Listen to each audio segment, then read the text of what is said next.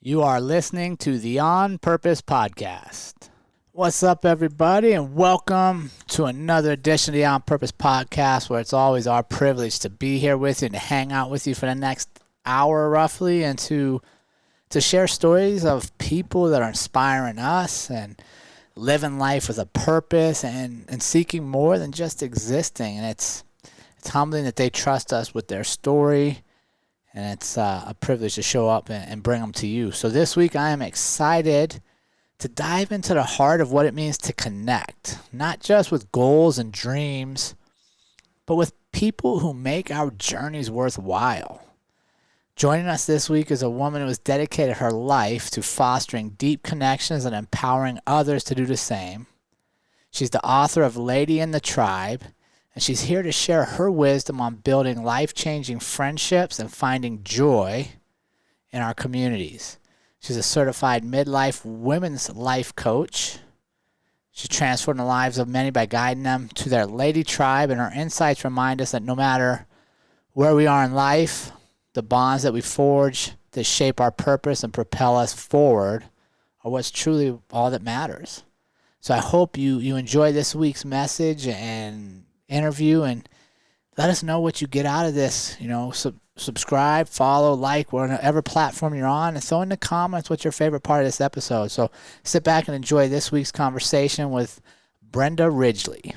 Brenda, my newest friend, welcome to the On Purpose Podcast. How are you today? I'm fabulous, Jerrod. Thank you so much for having me. I've been so excited about our conversation today. Fabulous. That's a great way to describe how you're feeling. I always watch for what word people choose. Yeah. Yeah, I learned from my husband's uncle always said outstanding. And I was like, that's kind of great. Always to be outstanding.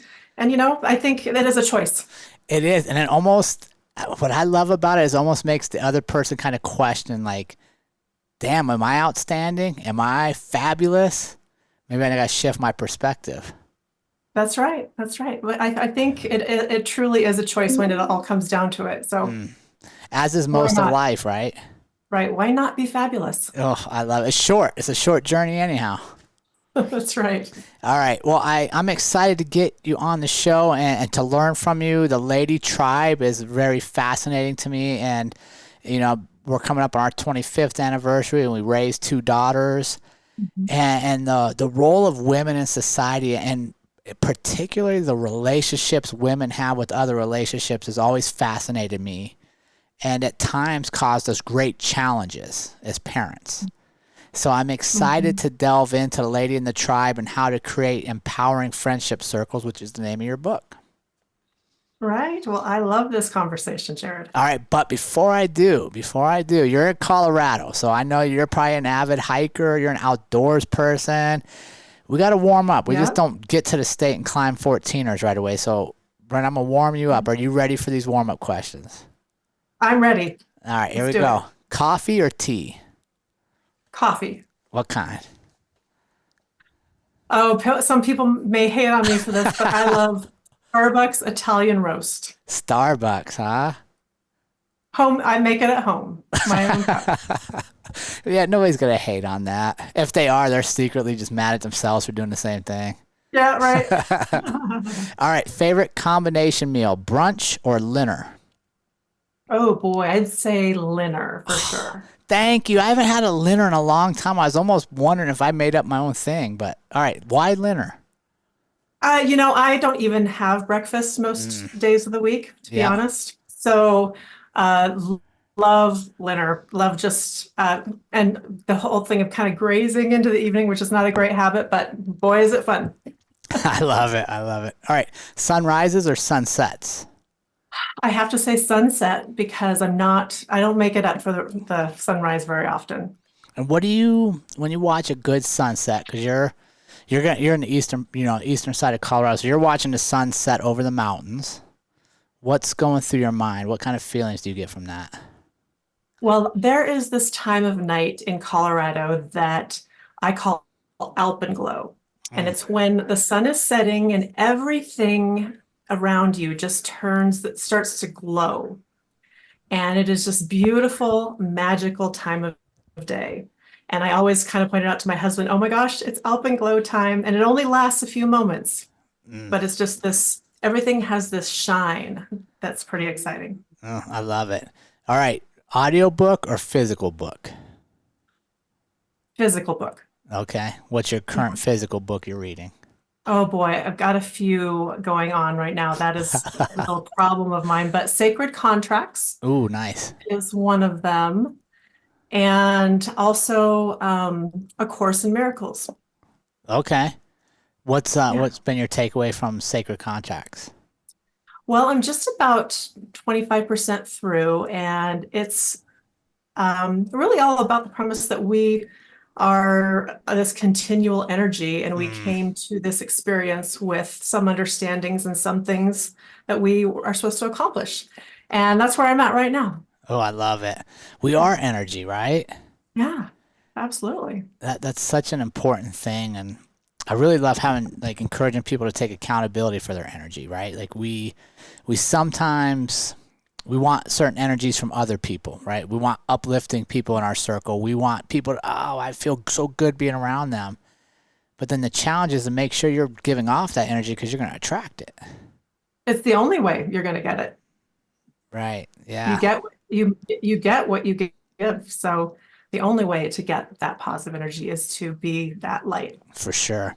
All right, one more. You have a big decision to make, Brenda. Things are weighing on you. You got to get this one right. Music or silence to get your head in the right space? Oh boy, that is a good question. It really kind of depends. I guess I would say silence. Mm. What do you do then? Are you like sitting outside? You sitting quiet somewhere? Are you walking? Right. I might be walking, Mm. trying to eliminate anything from, just trying to be within as much as possible. And that is mostly easier to do for me with nothing coming at me. Okay. So observing nature, Mm. being quiet, listening to nature, that would be the probably the where I'd want to be. I love it. All right, you feeling warmed up, Brenda? I'm warmed up. Let's All do right. this. All right. I want to start the conversation because I think this is so prevalent in our society. And doing my research, one of the things that came across is you had mentioned kind of letting yourself go Mhm. as a mother and getting to a point where you're like, wait a second, like, who am I? Yeah. So talk us through that journey of going like, oh my gosh, who did I become here? Right. So it happened. Um, to I allowed it to happen, but I didn't mean for it to happen. I wanted to be, the best mom. After I had children, I think a lot of women can relate to this, and probably fathers too, Yeah.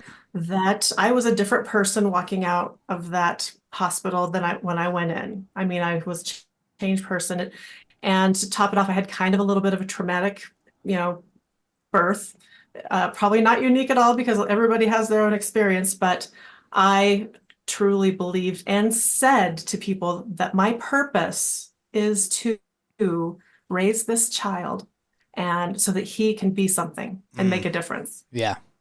And so my whole identity shifted from everything that I had become to this pinpoint focus on my children.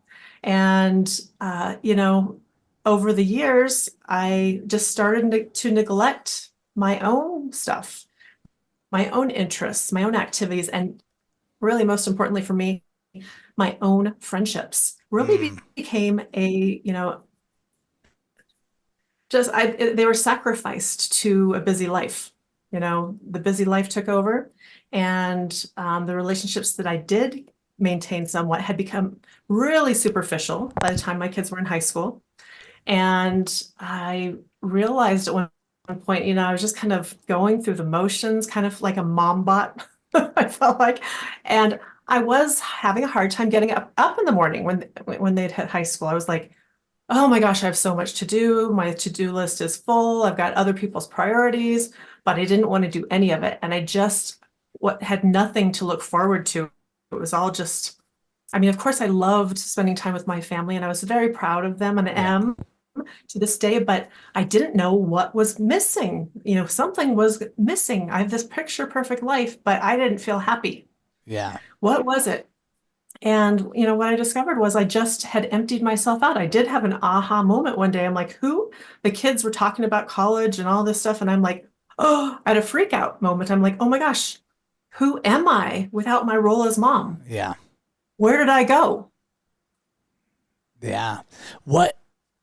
Man, that's so interesting, right? Because I think it does apply a little bit to dads, but not quite as much because, and not the stereotype, but traditionally men leave the house a lot for work, right? Like I have a whole different identity at work, and where a lot of times for moms, like you said, as soon as you have that baby, my primary focus is taking care of this family. So when they ready to leave the home, it's a much different feeling for a mom than a dad a lot of times. Because my wife went through that same thing where she's like, wait a second, that's all I ever wanted to be was a mom, and now what am I going to do? Yeah, and not only that is that there is some chemistry and biology and hormones going on throughout our life when we give birth, and all these things that really physically and mentally change us. I mean, we are different people. Right. And so that's all of these things contribute to this end result of going, wow, I really let myself go. How do you balance that when you're in the moment, right? Because it's just like you said, it didn't happen overnight. It's gradual, and it's only through experience you look back and go, wait a second. How do we get moms and dads to balance the selfish with the selfless, right? Like to be my best dad, I also got to make sure I'm my best me, because if I cut myself short, I'm never going to be as good as I could be for you.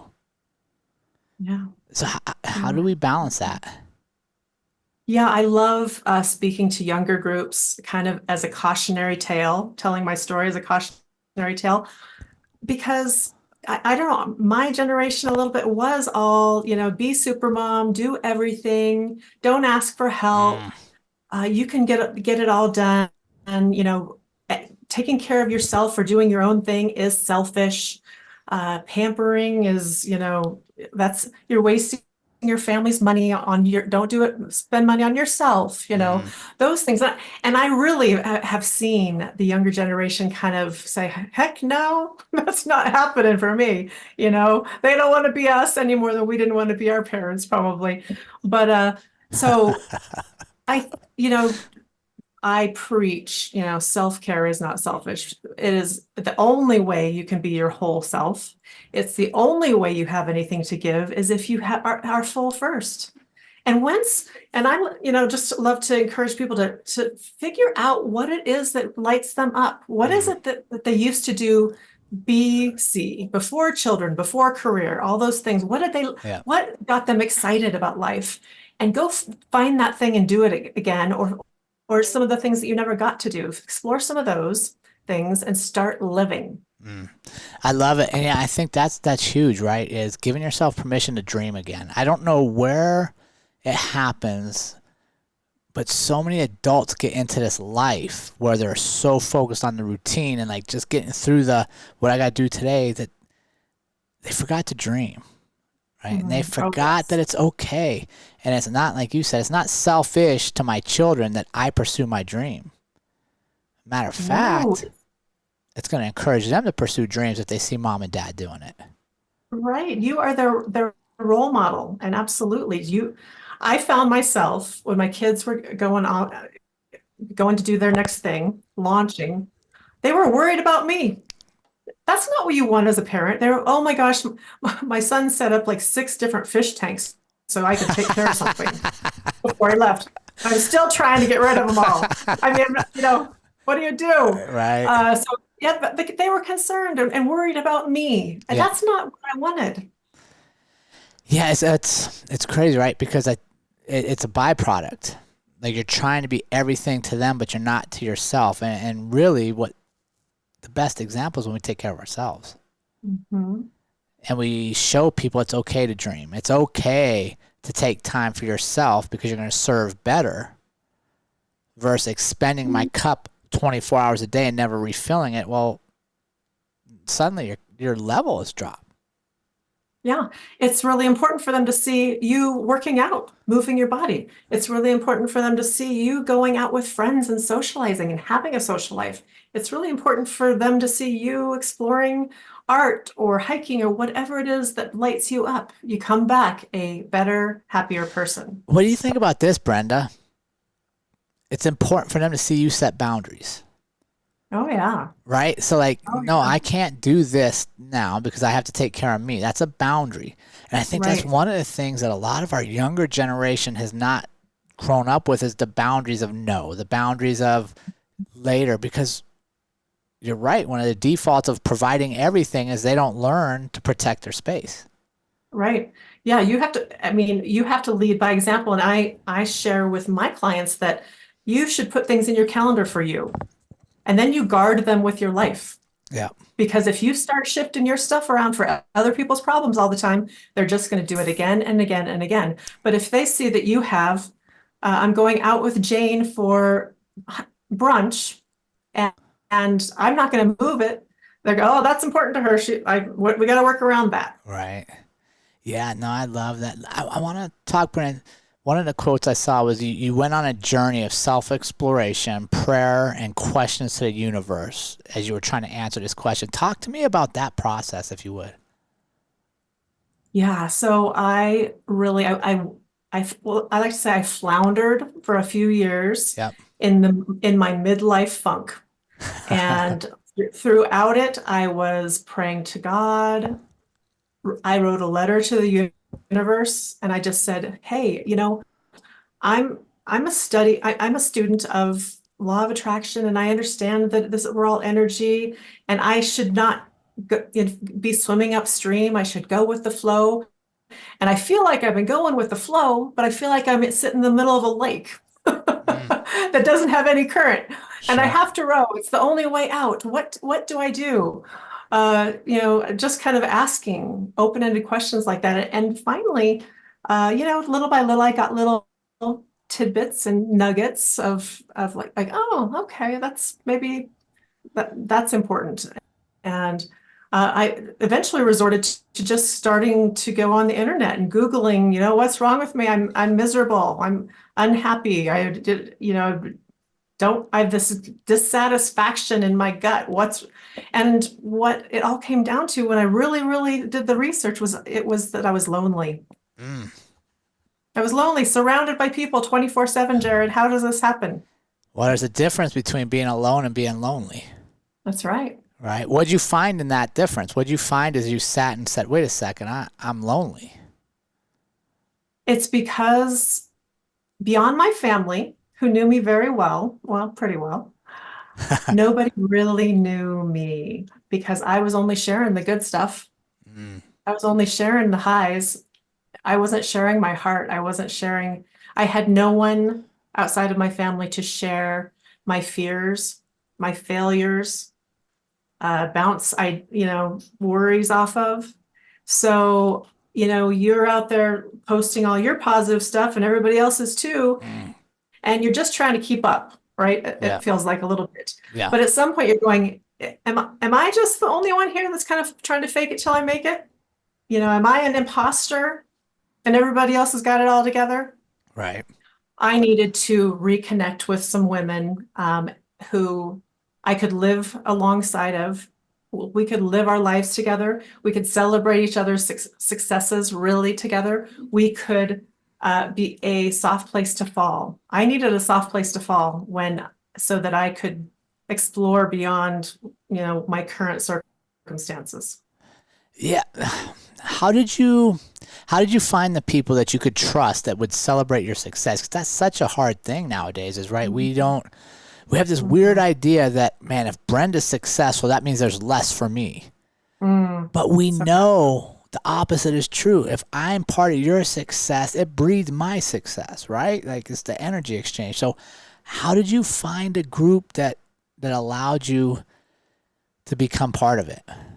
yeah, I love the way you asked that because that's kind of what we assume. We need to become part of someone else's group. Sure. I don't think so. We need to find our tribe. Mm. We are the interviewee and the Yep. interviewer. we need to find the people that fit us, For sure. not vice versa. We're not going to go fit in. We don't need too many people are out in the world showing up to the different things in their life. Who do you want me to be? Who do you want me to be? Who do you want me to be? True. What the people that we want to find are people that love us for who we are and recognize us for who we are. So what I did, I had a few friendships that had, superficially, if not anything else, made it a long time. So I reached out and said, "Hey, I miss you. Yeah. I need to see you. One-on-one. Let's have coffee. Let's have lunch."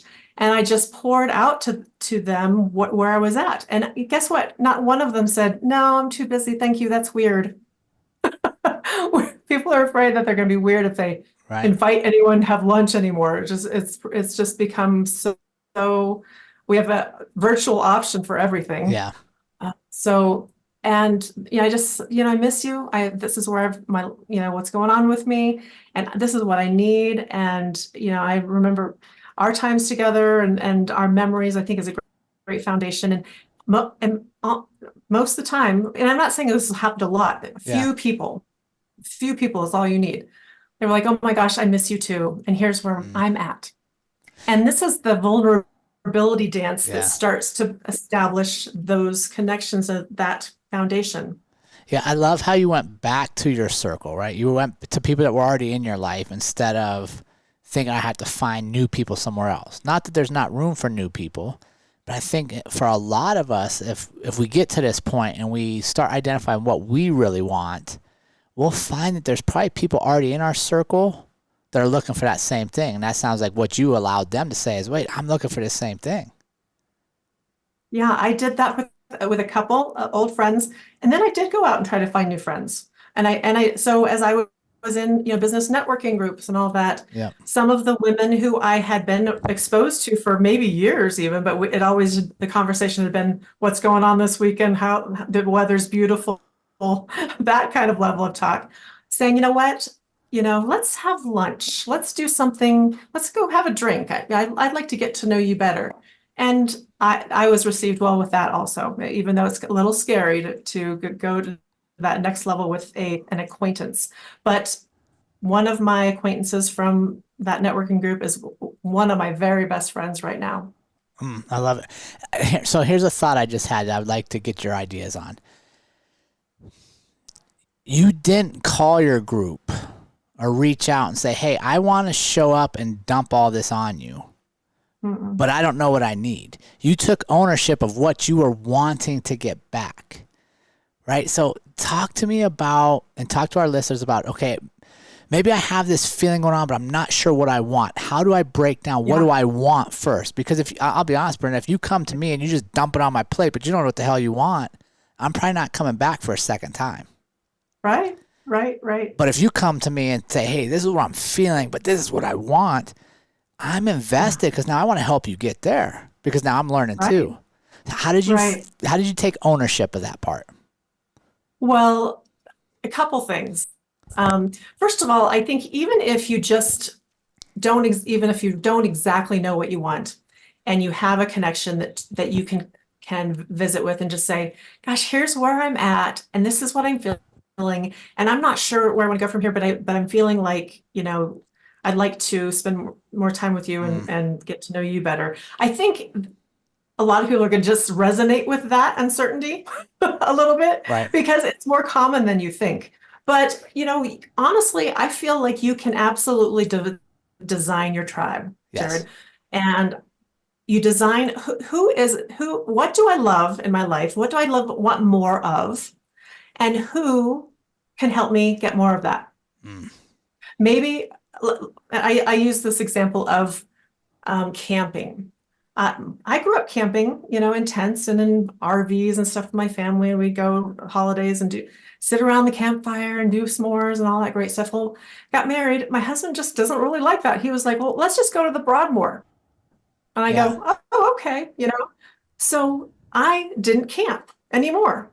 It's something that I really, really, really, truly enjoyed. So that was one piece of my heart. I felt like that time under the stars, out in nature. So I found a friend who liked to hike and do things like that and spend time out in nature. And that's the foundation of our tribe bond, is that we do things like that together. So maybe it's some other area of your life that you would like to grow in or explore, and your partner isn't really into that. Hey, it's okay. Our partners may or may not be our best friends. A lot of people say they are, and that's absolutely beautiful. But I believe that we need more than one best friend, because that's a lot of pressure for one person. And we just aren't going to be carbon copies of each other. I love all the same things. Should we just forget all the other things that light us up because we've found our person? No. Right. Create this space with other tribe members that you can build on these things, and allow your partner to do the same. I love You it. come Right. back stronger. Yeah, because you've relieved the pressure off of me of having my responsibility is to make you happy, right? Like, right. Right. And that's one of the worst things I think we do in our marriage is we get in these tunnels where it's just now me and my wife, or you and your husband, and the other person is solely half responsible for making me happy. Yes, and only you can make you happy. Right, but only if I know what I want. And I love that you went back and revisited dreams. Like, oh, I like camping, so how do I put this back in my life? Yeah, exactly. And you know what? My spouse was like, heck yeah, go for it. Do it. I mean, encouraged me the whole way. Yeah. I'm not saying everyone has as great of a partner as I do, but Shameless plug. I challenge people to do that, and don't be fearful of hurting the other person's feelings because you want to do something with someone else, or do things and grow in different areas of your life. Yeah, I love it. And that's the key, right? Because now you do that, then it empowers me to, what do I want to do again? Maybe there's something in my past that didn't happen because I was busy helping raise a family, that it allows me to explore as well. Right. Absolutely. The other thing I really want to talk about, and I got a bunch of stuff, but this one I really loved, was your next best philosophy, right? Talking to people about being the next best you, not the ultimate you, but like, we're working today, just get to that next best self. And then talk to me, like, how did that come to be, and what does that mean to you? Right. Well, so when I say, your next best, what I'm thinking of, what I'm referring to is basically whatever in your life that's next for you, make it the best, chapter. You can say it's okay, I'm going to become an empty nester or whatever. I don't even like that word. I don't even feel like I'm that old that I could be an empty nester. But, what is it in each phase of your life? You should have something that lights you up, gets you eager to jump out of bed. And if you don't know what it is, we need to find out what it is. Mm-hmm. And it's in you, and it's in there. It was probably in there BC, before kids and career. Yeah. Let's find it, let's uncover it, and create. Creation is how we become our next best. That's why we're here, is to create. Right? Yeah, I love it. And I even took it further to be like, okay, if I'm trying to be my best self, maybe my best self is going to take 10 years of work. And it's constantly evolving. Maybe I don't do it today because it's so far away. But if I'm my next best, that means I got to get my workout in, because as soon as I do my workout, I'm better than I was without the workout. Right. Right. And yeah, I see what you're saying. So yeah, the point is, you may have this big goal out there that's kind of overwhelming. Yeah. And you can't get there overnight. You can't get there in a week, a month, maybe even years. But all you need to do, Jerrod, is take one step in that direction. And you're already better. For sure. Yeah, 100%. So Brenda, so you go through this and you're like, okay, I've found myself and I've created a new tribe. When did you say, wait a second, I'm going to write a book about this? I believe in myself enough. I'm going to put it out for the whole world to see. When did you decide that, and talk us through the process of overcoming the hurdles for that? Right. So, this is kind of a funny story. I was challenged back in 2020, at the mid to end of 2020. You know the time frame. Yeah. I was challenged to participate as a contestant in the Mrs. Colorado America pageant. Okay. And I was like, heck no. No, no, no, no. That's not me. I am not a pageant girl. Absolutely not. But the gal who had done it before, she was like, I want to nominate you. It's the best thing I ever did. I got to meet a lot of amazing women who are making changes, for the bettering the world, and they represent the community and da da da. And she went on and on and on and on, and she got so excited. And I was like, oh, it always sounds great, but no. But over the next few days, I just kept on thinking, and I'm like, I'd like to meet a lot of amazing women, and I would like to represent my community that I love, and I would love to do all these things. And so I just said, you know what? Why not? Why Yeah. not? It's 2020. The world could use some more bling, and I'm going to bring the bling. Yeah. So I hired a coach because I've never done anything like this before, and she, was coaching me throughout the different phases. And she says, well, what is the legacy you'd like to leave? What is your message? What is, do you have to bring to the Mrs. Colorado organization? And I just thought of my story and the fact that I talked to so many women since that have had the same story, but we all felt alone. So many people have are experiencing the same things side by side simultaneously, but nobody talks about it. So I was inspired at that moment to write the book, and I wrote it in 10 weeks. Okay. You just sat down. And it just sat down, and it really just came through me. It was beautiful. I did some more research, and I cited a bunch of, science and all that, just as far as the loneliness. And I mean, loneliness is the same as smoking 15 cigarettes a day. I didn't know if you knew that. It's bad for your health. For sure. Be lonely. So that's where it all came from. And then really from the book and its success and the impact of it spiraled me into transitioning from being kind of a corporate HR trainer type person into like, let's bring this to the people. And I became a midlife women's coach, and that's what I've been doing since. Yeah. What was the biggest fear you faced in completing the book and sending it out? Well, when you write a book, especially when it's has a lot of your own stories in it, had a lot of my own stories and stories of other women, you're just kind of it's like, here you go, judge me. It's like being in a pageant. I'm in a swimsuit on stage with heels, judge me, right? Here's my life. Yeah. Book, judge me. But so it's just putting it out there, and you don't, you get some feedback back. You've got, as many as books have sold, very few people actually come back and review it, and the reviews have been lovely, and I'm very grateful. But yeah, just it's putting yourself out there in a big way. Yeah, 100%. I feel the same. My book came out in 2019, and I remember getting it all done and a cover, and it's been professionally edited.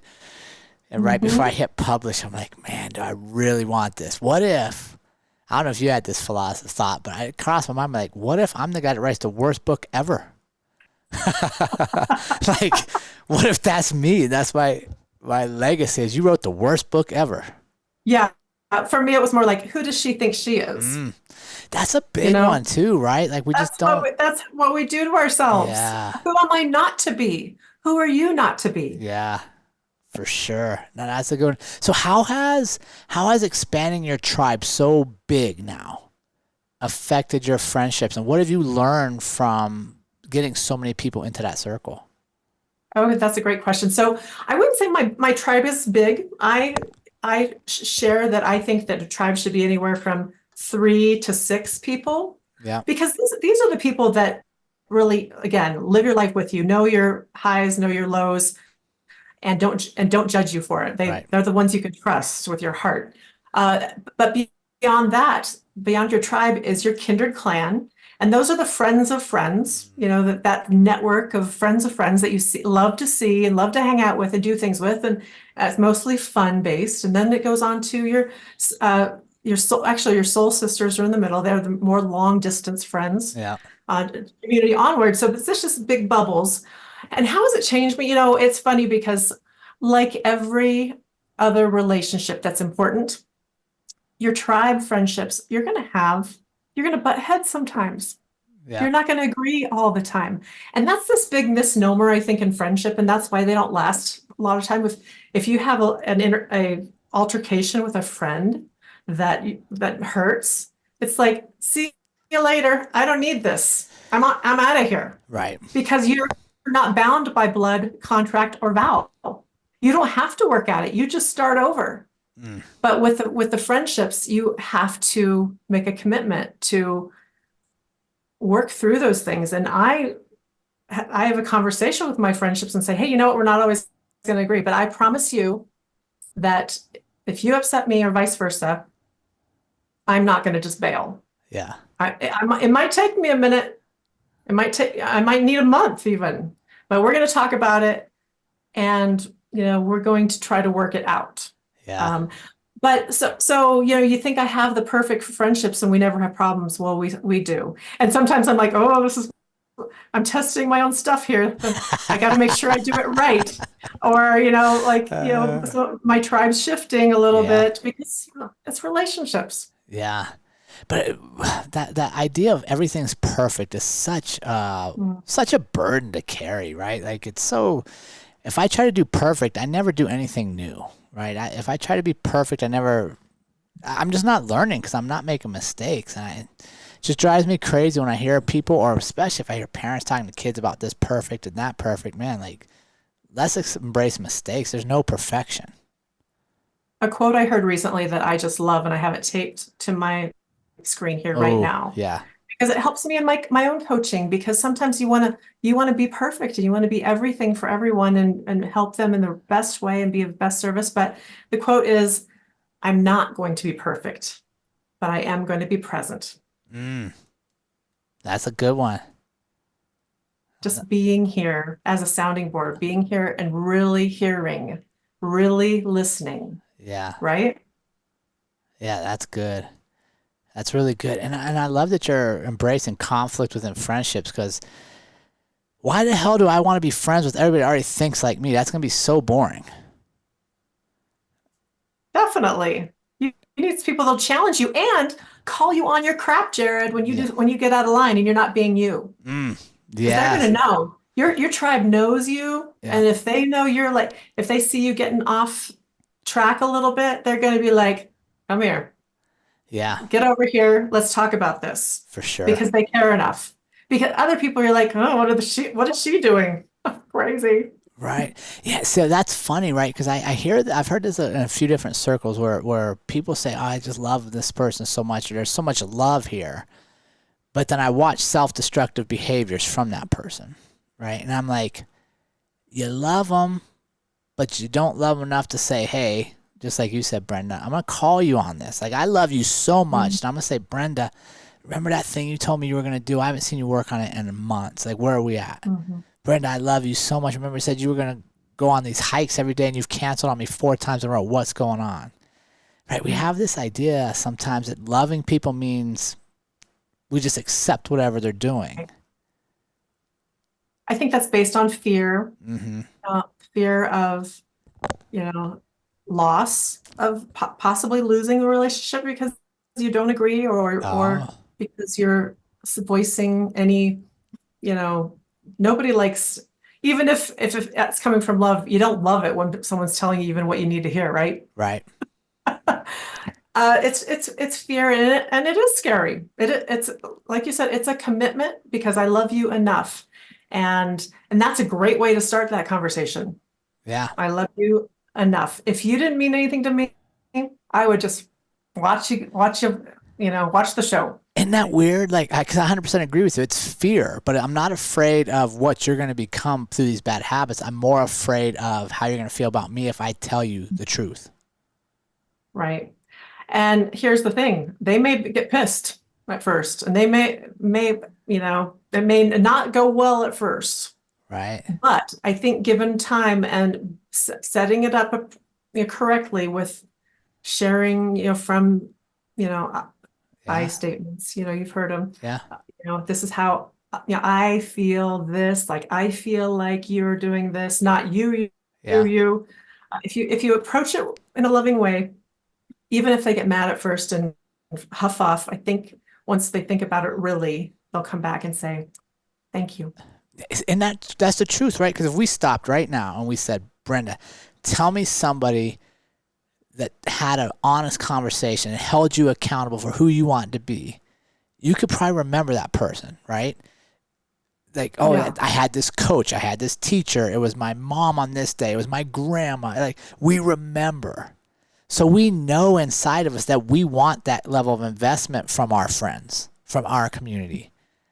Right. But it's still so difficult for us to do it sometimes. And that's one of the things I really want our community to do is, like, when you're a friend, when you're in that circle, you own your part of that. And sometimes that means I say, Brenda, I love you enough to have this conversation, but here's what I'm seeing. Help me understand. Or are you okay here? Right. Well, I think the easiest thing to do to set yourself up for success in these situations with people who you have just determined are tribe, could even be some family members, really. Yeah. It can go as far as that. But just to set, when things are good, when you're having a great old time, enjoying, some happy hour together or whatever, or that cup of tea, hey, you know what? I just love our friendship. It is so important to me. And I love all this about you and how we do this and how we agree on all these things and da da da. But I just want to get real here for a minute.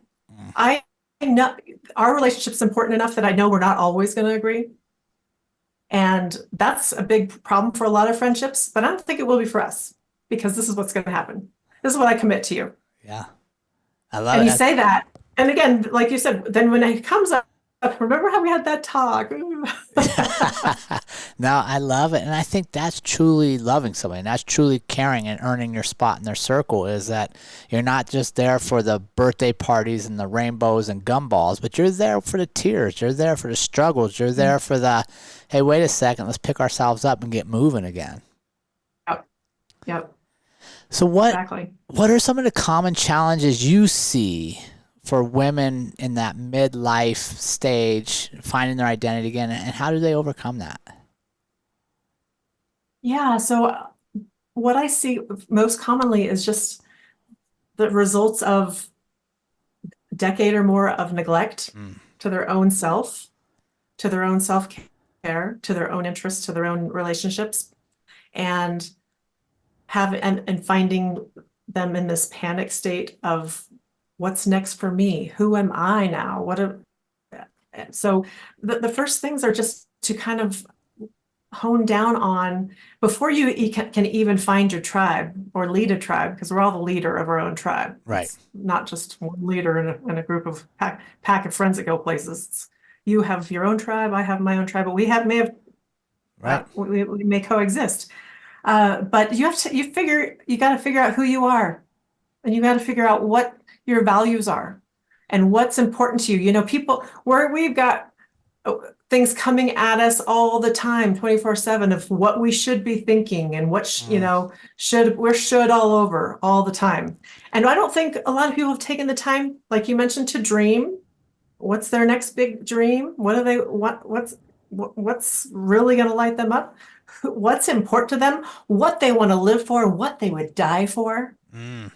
We get this all out on paper, and it's like peeling back an onion, getting through the layers of, okay, my purpose is my kids, or my family. Sure. Well, let's peel it back a little. So why do you say that? And you kind of go through this process to get to that thing, that spark. And when you hit it, you get the goosebumps and you go, oh my gosh, that's it. That's it. Now, how do we get more of that? So that's the first step, finding out your why and why you do the things you do, why you've created these patterns, which ones you want to keep, which ones you want to shift out of. Yeah, that's great, because you're right. Like, when I hear you sound about, you're really having to identify habits, right? Like, what are my habits right now? Mm-hmm. And then you're peeling them back to your actions. How long a process is that for you? Like, what do you see as, say, on average, working with somebody? How long or how much time are you spending before they dive in and go, wait a second, this was my dream. Wait, here's my life. Mm-hmm. Well, when I'm working with a client, it's usually like 90 days would be the starting point. Sure. So, and it all depends, because everybody has their own journey and own story. And some people are going to get to that why like that. And then we just figure out ways to go after it and ways to build their tribe. But some people might take, the whole 90 days just figuring out what it is that's important to them, because they've buried it so much. So there's so many tools and exercises to go in to kind of, okay, we got a little closer. Let's get a little closer with this. Yeah. And so it does very much vary, but it can happen over a long weekend at a women's retreat or something like that. Yeah. Yeah. And in those cases there, I would guess, just a layman's opinion, that their dream has come up multiple times throughout their life and is less buried than maybe somebody else's if it comes up that quick, right? Like they've sat on this for a minute. They know it's there and they just haven't pursued it. So Yeah. Yeah. Because some people maybe never even got to light it up in the first place. yeah. Life started Yeah. fast for them. No, I love it. And I love what you're doing. I love your focus on women and getting women to love women, because sometimes, man, women are just so mean to each other and so judgmental of like, look at this mom, she's taking care of herself. She's at the gym. Well, I'm over here volunteering in the school, but I hate it. You know what I mean? Like we that nitpicking, it just drives me crazy. It hurts my heart to see that, because we were built to belong, and we are collaborative spirits, not created to be competitive, but we have become competitive And as a everything. culture. And it's just not helping us. We aren't getting ahead because we're stepping on someone else. Right. It really is. We can move further and move mountains together. For sure. And the more success you have, then the reciprocity is that I have more success, because I'm spending time in your energy. I'm growing with you. And what would you say to our listeners if they're feeling isolated or disconnected? They're at that early stage of seeing, okay, this is coming up down the road. I feel isolated, disconnected. What advice would you give them? Okay, a couple things. First of all, you got to get out of the house. Yeah. Which, that couch at the end of the evening is really comfortable in calling us. That comfort zone and those routines of just kind of,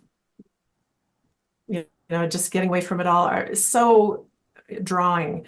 But you got to get out of the house and figure out the things that, I'd say find one of those interests that you let go of, or maybe something you never got to try before. Find a group that does that. Maybe it's Meetup, maybe it's a Facebook group you found, or it's a rec center or whatever, and just kind of start dropping in and showing up. And it's kind of scary at first, so I say there's a minimum of 3 visits to anything before you can really make a decision on it. Show up. First time it's all awkward and weird and you're uncomfortable.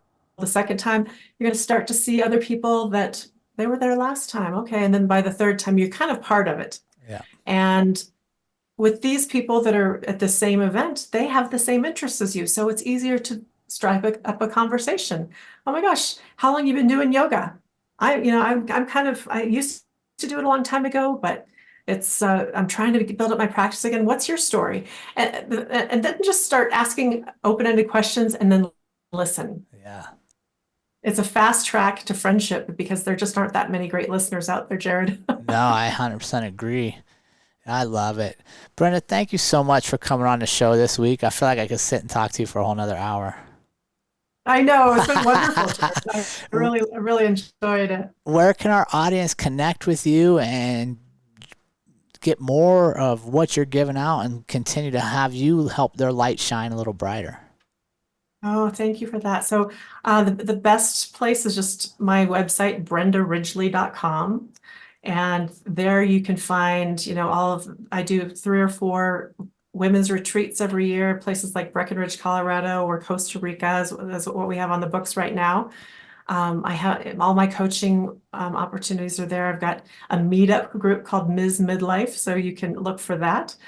And on socials at Brenda Ridgley or at Brenda Ridgley Connections is where you'll find me.